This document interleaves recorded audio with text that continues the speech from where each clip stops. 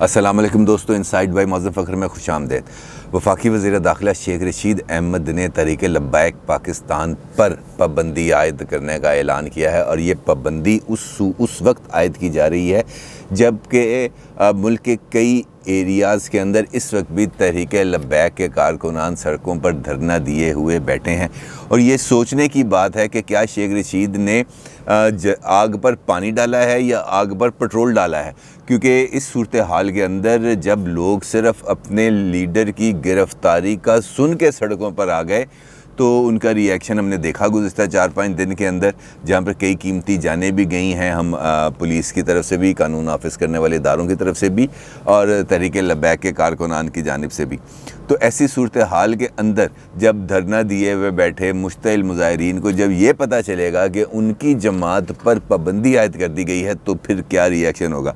मेरा नहीं ख्याल कि ये फ़ौरी तौर पर इस किस्म के फ़ैसला कर लेना और बात है, लेकिन इस फ़ैसले को फ़ौरी तौर पर अनाउंस कर देना मीडिया पर आकर प्रेस कॉन्फ्रेंस के ज़रिए, ये बड़ी मेरा ख़्याल है कि शायद शेख रशीद साहब ने वैसी ही गलती की है जैसी वो गलती 2018 के अंदर तहरीक लब्बैक के धरनों में जाते हुए और उनकी हमायत में तकरीरें करते हुए करते थे। शायद मेरा ये ख्याल है कि उनसे ऐसी कुछ गलती हो गई है, क्योंकि मानते तो हैं नहीं, लेकिन ये बात तो तय है सोशल मीडिया पर उनके बेशुमार क्लिप्स इस हवाले से वायरल मौजूद हैं जहाँ पर वो तहरीक लब्बैक के ऐसे ही धरनों की हमायत में नज़र आते हैं, क्योंकि उस वक्त हुकूमत इमरान खान की नहीं थी, उस वक्त हुकूमत मुस्लिम लीग नून की थी, लिहाजा दुश्मन की हुकूमत थी, लिहाजा दुश्मन का दुश्मन दोस्त होता है तो उन्होंने उसको दोस्त बना लिया।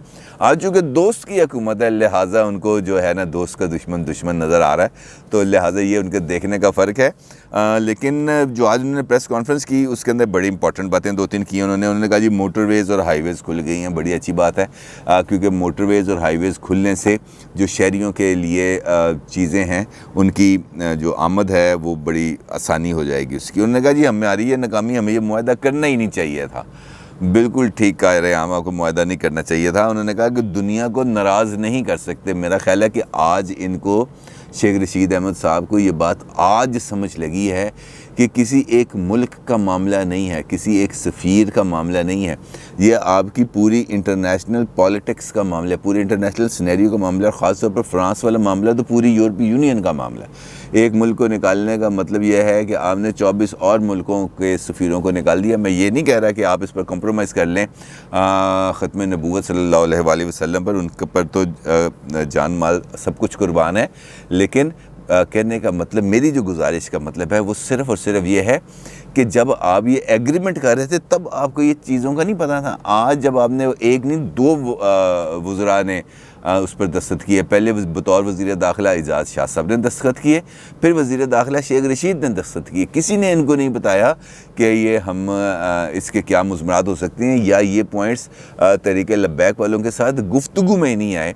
तो ये बड़ी अजीबो गरीब सी सिचुएशन है और अब इस सिचुएशन में आके हम ये कहना कि हम ये मामला नहीं कर सकते, हम इसको बैकआउट करते हैं, हम ऐसा बिल लेके आएंगे जो नबी करीम सल्लल्लाहु अलैहि वसल्लम का अलम बुलंद करेगा, उनके कद में इजाफ़ा करेगा, उनका वक़ार बुलंद करेगा। हम एक ऐसा बिल नहीं लेके आ सकते जो बिल ये कह रहे हैं वो अगर हम ले आएंगे तो इंतहा पसंदी का दुनिया को पैगाम जाएगा। तो ये बात इनको उस वक़्त नहीं पता थी जब ये सब कुछ कर रहे थे।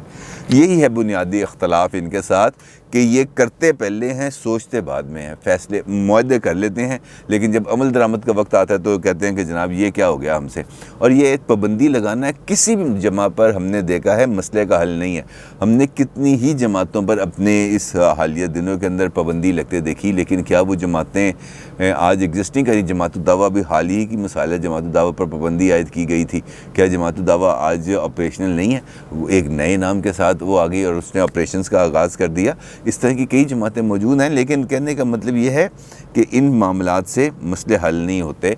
बेहतर यह है कि संजीदगी के साथ, बालिग नज़री के साथ और अच्छे इदराक और फ़हम के साथ मामलात को आगे चले। मुझे फिर गवर्नर पंजाब की बात याद आ रही है। उन्होंने बिल्कुल इमरान खान साहब को सही मशवरा दिया था कि कोई भी फ़ैसला करने से पहले 10 मरतबा सोचें और उसके बाद जो फ़ैसला कर लें उस पर कायम रहें ताकि कोई आपको फिर उस फैसले से हटा ना सके। दूसरा मामला है हमारा पॉलिटिक्स का। शहबाज शरीफ साहब की आज ज़मानत की मंजूर हो गई है, लेकिन अगर हम देखें तो 2 दिन के अंदर 2 इम्पॉर्टेंट फ़ैसले हुए। आज शहबाज शरीफ साहब की दरख्वास्त ज़मानत मंजूर हुई है और कल हाई कोर्ट ने नैब को पाबंद किया था कि वो मरीम साहिबा को गिरफ़्तार करने से 10 दिन पहले आगाह करे कि हमने आपको गिरफ़्तार करना है। शहबाज शरीफ की ज़मानत से रिहाई से पहले नवाज़ शरीफ साहब और मरीम नवाज़ साहिबा दोनों ने मीडिया टॉक करके अपनी जो नून लीग की पॉलिटिक्स है उसकी पेस और उसकी डायरेक्शन दोनों को सेट किया। नवाज़ शरीफ साहब ने लंदन में मुख्तसर सी गुफ्तगू की पीडीएम का जो मामला चल रहे हैं उसके हवाले से, और मरीम नवाज़ साहिबा ने अपनी ये दरख्वास्त ज़मानत जिसका मैं भी जिक्र कर रहा हूँ इस मौके पर हाई कोर्ट के अंदर पेशी के मौके पर उन्होंने मीडिया से गुफ्तगू की और उन्होंने अपनी लाइन ऑफ एक्शन बड़े क्लैरिटी के साथ वाज़ेह कर दिया, क्योंकि उन्हें अंदाज़ा था कि शहबाज शरीफ साहब भी अब उनकी बेल एप्लीकेशन एक्सेप्ट हो जाएगी। तो आज उनकी बेल एप्लीकेशन एक्सेप्ट हो गई है और वो जल्द अब रिहा कर दिए जाएंगे। लेकिन इस रिहाई से पहले जो पेस और डायरेक्शन सेट कर दी गई है उससे शहबाज शरीफ साहब के लिए उस लाइन पर फौरी तौर पर अमल करना मुश्किल हो जाएगा और उनको बाहर आके किसी अच्छा रोल प्ले करने से पहले अपने भाई को यानी नवाज़ शरीफ साहब को कायल करना पड़ेगा कि जनाब वो जो मैंने आपसे 1 चांस की बात कर रहा था वो ब्रेक कर, मुझे 1 चांस दे दें ताकि मैं मामलात को आगे बढ़ा सकूं और जो नया स्क्रिप्ट जिसका मैं आपके साथ बार बार बात करता रहा हूं उस स्क्रिप्ट के अंदर जो शहबाज शरीफ का मुमकिना किरदार है जो हम कई मरतबा गुफ्तगू भी कर चुके हैं उससे, उसके ऊपर उस किरदार को सामने लाने के लिए कुछ ज़्यादा डेवलपमेंट हो सकेंगी, लेकिन वो सिर्फ उस सूरत में हो सकेंगी जब शहबाज शरीफ साहब नवाज़ शरीफ साहब को कायल कर लेंगे। हम इस पर गुफ्तगू कर भी चुके हैं कई मरतबा, और जो शहबाज शरीफ साहब का और पीडीएम के अंदर जो आसिफ जरदारी साहब और पीडीएम के दरमियान जो एक दरार आ चुकी है वो भी बहुत ज़्यादा इंपॉर्टेंट है। कल हमने देखा कि पीडीएम का एक इजलास हुआ जिसमें एएनपी और पीपल्स पार्टी को नहीं बुलाया गया। उस इजलास के अंदर पीपल्स पार्टी और एएनपी के लोगों का नाम व्हाट्सएप ग्रुप से निकाल दिए गए।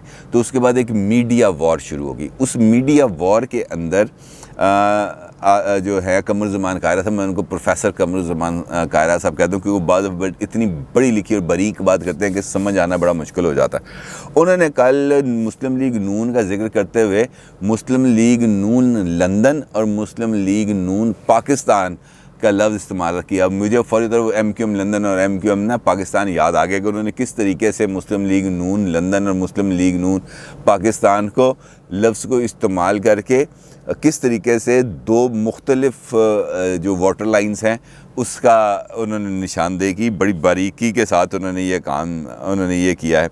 और उनका ये कहना था कि मुस्लिम लीग नून, मतलब कायरा साहब का ये कहना था कि मुस्लिम लीग नून लंदन हमें पीडीएम से निकलवाना चाहती है, जबकि मुस्लिम लीग नून पाकिस्तान हमारे साथ रह के काम करना चाहती है।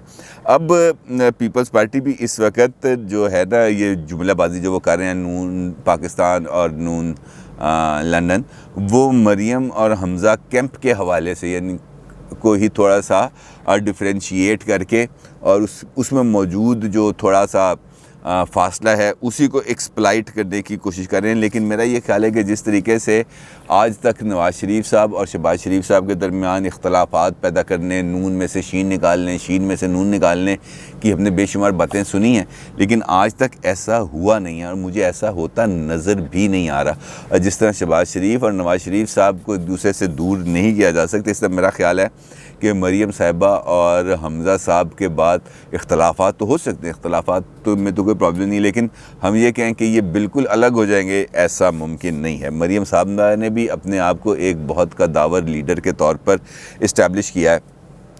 लेकिन अगर हम गौर करें तो जो दूसरा फ़ैसला मैंने हाई कोर्ट का जिक्र किया था मरीम साहिबा के बारे में कि नैब गिरफ़्तार करने से 10 दिन पहले आगाह करे, वो कुछ अजीब सी बात इस वजह से लगती है कि ऐसा लग रहा है मुझे कि जैसे ये सब कुछ ना जानबूझकर किया गया है, जैसे जानबूझकर मरीम साहिबा को ये ऐसी कोई रियायत दी गई है जिससे ये तासुर मिले, ये डिस्कशन हो, बात मार्केट में आए, मरीम साहबा के इमेज पर बात हो कि यार कोई डील हो गया, कोई डील मिल रही है, इनको डील ही मिलती है। ये जानबूझकर ऐसी कोई चीज़ इसके अंदर शामिल की गई है जिसकी वजह से ये सारे का सारा मामला बुरे तरीके से मुतासर हुआ है। असल में ये जो नैब वाला मामला है ना, ये इतना ज़्यादा डिस्कस हो भी नहीं सका। उसकी वजह ये थी कि जिन दिनों के अंदर ये सब कुछ डिस्कस हो, इनको ये वाला हाई कोर्ट वाला फ़ैसला आया तो तरीके लब्बैक का धरने और मुजाहरे जारी थे, लिहाजा मीडिया की तमाम तर फोकस उसकी तरफ मौजूद था, लिहाजा इन मामलात की तरफ किसी को तवज्जो नहीं गई। और इसके साथ साथ कल फजल रहमान साहब की प्रेस कॉन्फ्रेंस भी थी और उन्होंने बाप के हवाले से फिर दोबारा जिक्र छेड़ के एक नई कंट्रोवर्सी को दोबारा जो ख़त्म होती जा रही थी उसको दोबारा जन्म दे दिया। तो उसके नतीजे से ये जो चीज़ें डेवलप हुई हैं, जो चीज़ें बढ़ रही हैं, उसके अंदर ये मरीम साहिबा वाली जो रियायत है ये छुप गई, नज़र नहीं आई। लेकिन ये रियायत को जिस तरीके से होना चाहिए, मेरा ये ख़्याल है कि ये मामलात को इस तरीके से नहीं होना चाहिए। किसी भी जगह पर ख़ास तौर पर अदालतों के फ़ैसलों के अंदर ऐसी रियायतों को इस तरह नज़र नहीं आना चाहिए। अब शहबाज शरीफ के आने के बाद नून लीग की पॉलिटिक्स के अंदर भी कुछ थोड़ी सी तब्दीली आएगी, लेकिन हमें देखना पड़ेगा इसको को कम अज़ कम। ये रमज़ान का महीना इस हवाले से बड़ा अहम है।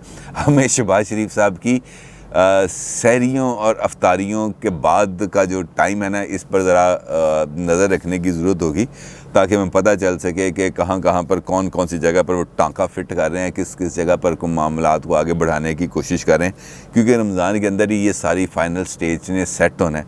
रमज़ान के अंदर ही जो है उस खाके के अंदर रंग भरे जाने जिसका मैंने आपको ज़िक्र किया था, और रमज़ान के अंदर ही शहबाज शरीफ साहब ने अपने भाई साहब को कायल करना है उस वन चांस के लिए जिसके तहत ये तब्दीली का अमल बहुत ज़्यादा तेज़ी से आ रहा है। क्योंकि मुझे ये लग रहा है कि इस वक्त जिस तरीके से सियासी जमातों का एक बहुत ज़्यादा बेलचक रवैया है, ये बेलचक रवैया भी कोई खारिज अज़ इल्लत नहीं है, इसके पीछे भी कोई ना कोई वजह है। और मुझे ये लग रहा है कि किसी न किसी लेवल पर तमाम पॉलिटिकल फोर्सेस को इस बात का इशारा मिल चुका है कि नए इलेक्शन आने वाले हैं, लिहाजा आप अपनी ना लाइनअप्स को मुकम्मल करें। तो लिहाजा हर सियासी जमात अपने हम ख्यालों को अपने साथ इकट्ठा कर रही है, और वो लोग जो उनसे नज़रियाती इख्तलाफ या सियासी रकाबत रखते हैं उनको दूर किए जा रही है। अगर हम PDM के अंदर हालिया डिवीज़न देखें तो हमें ये बात बड़ी क्लैरिटी के साथ नज़र आती है कि वहाँ पर जो हम ख्याल थे वो एक तरफ हो गए, और जो लोग सियासी मुखासमत और मुकाबला रखते थे वो दूसरी तरफ हो गए। तो मुझे ये लग रहा है कि ये कुछ सफ़ बंदी है अगले इलेक्शंस की। लेकिन ये सब कुछ रमज़ान के बाद ही क्लैरिटी में आएगा, उससे पहले कुछ वाज़ेह तौर पर बताना इस मामले में मुमकिन नहीं है। लेकिन जो आज की डेवलपमेंट्स थी वो आपको मैंने बता दी हैं। आपको रमज़ान की बहुत बहुत मुबारक हो। अल्लाह ताला आपको और हम सब को रमज़ानुल मुबारक के फ़यूज़ व बरक़ात समेटने की तौफ़ीक दे। अल्लाह ताला आपका और हमारा हामी नासिर हो। अपनी राय का ज़रूर इज़हार कीजिएगा। आपका बहुत शुक्रिया। अल्लाह हाफ़िज़।